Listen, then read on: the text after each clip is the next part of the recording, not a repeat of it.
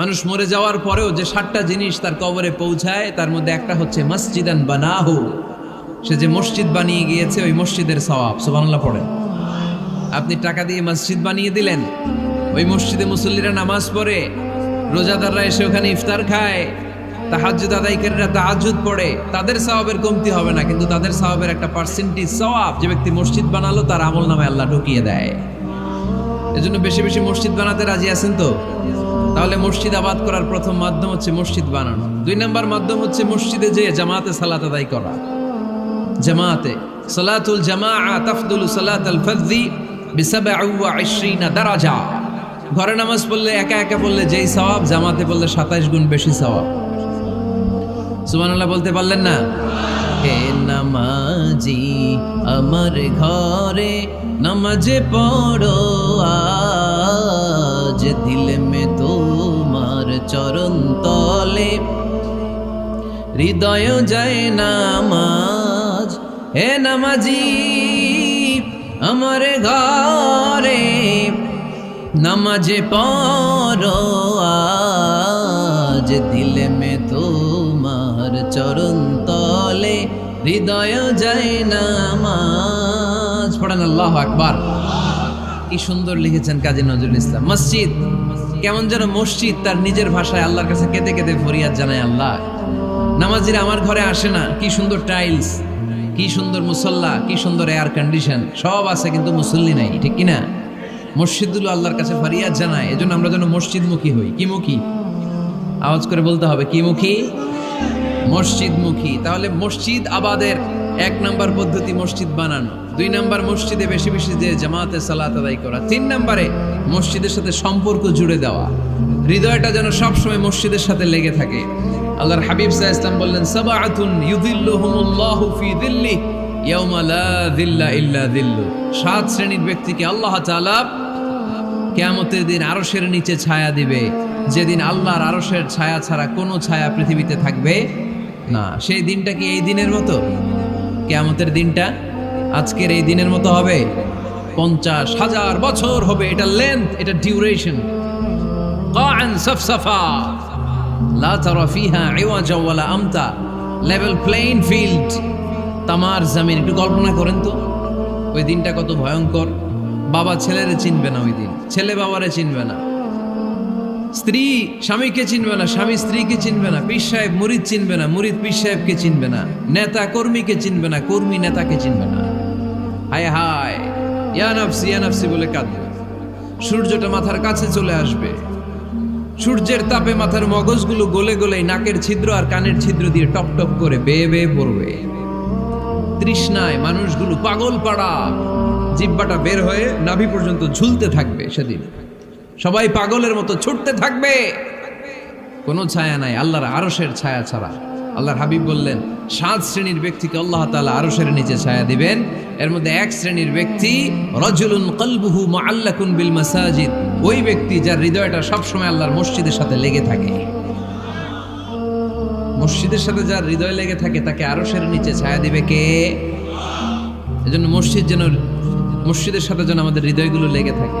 অনেকেই দেখবেন এত ভালো নামাজে, জোহর পরে টেনশন করে আসরটা কই পড়বো, আসর পরে চিন্তা করে মাগরিবের সময় আমি কোথায় থাকবো, মাগরিবের সময় টেনশন, ইস এশাটা হয়ে গেলেই তো শেষ। এরকম লোক আছে না নাই? এদেরকে সেই কঠিন ভয়াবহ দিনে আরশের নিচে ছায়া দিবে কে? তারপরে মসজিদ আমাদের 4 নম্বর পদ্ধতি মসজিদকে পরিচ্ছন্ন রাখা, মসজিদকে ঝাড়ু দেয়া। মসজিদকে যারা পরিষ্কার করে তাদের হৃদয়ের যন্ত্রণা দূর করে দেয় কে? সাইয়েদনা ইব্রাহিম আলাইহিস সালাম এবং ইসমাঈল আলাইহিস সালামকে আল্লাহ তাআলা আদেশ করেছেন, তাহহিরা বাইতিয়া লিত-তাইফিনা ওয়াল আকিফিনা ওয়ার রুকআই সুজুদ। হে ইব্রাহিম ইসমাঈল, বাপ বেটা 2 জন মিলে মসজিদ ঝাড়ু দাও। কি ঝাড়ু দাও? মসজিদেরি ঝাড়ু বড়দার ও কামারে হাত, শোনো আমারে মুনাজাত। পড়েন, শোনো শোনো ইয়া ইলাহি আমারে মুনাজাত, শোনো আমারে মুনাজাত। পড়েন আমিন।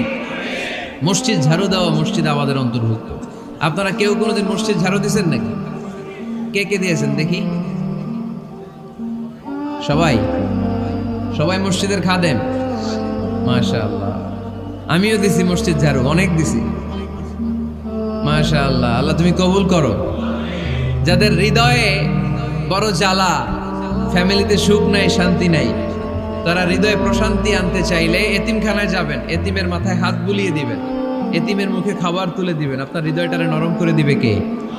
আল্লাহর ঘর মসজিদে যাবেন, নিজ হাতে মসজিদটারে একটু পরিষ্কার করে দিবেন, আপনার জীবনটারে উজালা করে দিবে কে? তাহলে এগুলো করার মাধ্যমে আমরা মসজিদের আবাদ করতে চাই। আমরা মসজিদের আবাদকারী হতে চাই কি চাই না? আল্লাহর ঘর মসজিদ আবাদ করার মতো শ্রেষ্ঠ কাজ পৃথিবীতে হতে পারে না। এই মসজিদের কিছু আদব আছে, আল্লাহ রাসূল সাল্লাল্লাহু আলাইহি ওয়াসাল্লাম বলেছেন এই আদবগুলো মেনটেন করে যেন আল্লাহর ঘর মসজিদের সাথে আমরা ব্যবহার করি। মসজিদের 1 নম্বর আদব হচ্ছে মসজিদে ওযুর সাথে প্রবেশ করা। কিসের সাথে? ওযু করে পরিচ্ছন্ন হয়ে মসজিদে প্রবেশ করা। এজন্য অপবিত্র অবস্থায় গোসল ফরজ, এরকম অবস্থায় মসজিদে ঢোকা যাবে? কথা বলেন, ঢোকা যায়? যেই নারীদের মাসিক চলতেছে, মেনস্ট্রুয়েশনাল পিরিয়ড চলতেছে, ওই নারীদের পক্ষে মসজিদে ঢোকা জায়েজ আছে? নাই। তাহলে এটা হলো 1 নম্বর আদব। মসজিদে ঢোকার সময় কি করে ঢুকবো? ওযু করে। আওয়াজ করে বলেন, কি করে ঢুকবো? ওযু করে। 2 নম্বর আদব হচ্ছে মসজিদে যাওয়ার সময় সবচেয়ে ভালো জামাটা পরে যাব, সবচেয়ে ভালো পাঞ্জাবিটা পরে যাব। জান তো আপনারা? না সবচেয়ে সিরাটা পরে যান? হ্যাঁ, অনেকের নামাজের জন্য একটা পুরান জামা আছে, সিরা পাড়া, এদিকে হাত উঠাইলে দেখতে দেখা যায়, আছে না নাই? সবচেয়ে সিরা পাড়াটা রাখে নামাজের জন্য, কপাল পোড়া। আর সুন্নাতে খাতনার অনুষ্ঠানে গেলে মাশাআল্লাহ লেহেঙ্গা গায়ে দিয়ে যায়, আছে না নাই? না, আপনি ইবাদতের জন্য সবচেয়ে সুন্দর জামাটা রাখবেন। এজন্য রাব্বুল আলামিন বলেন, ইয়া বানি আদম খুযু জিনাতাকুম ইনদা কুল্লি মসজিদ।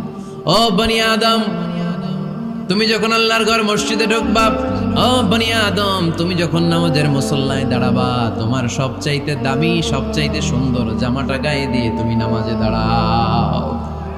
ঠিক কি না? তাহলে এখন মসজিদে যাওয়ার সময় কি গায়ে দিয়ে যাবেন বলেন?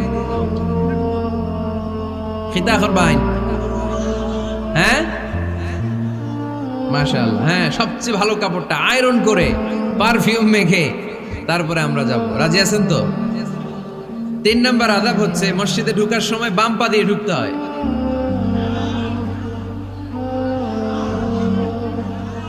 কোন পা?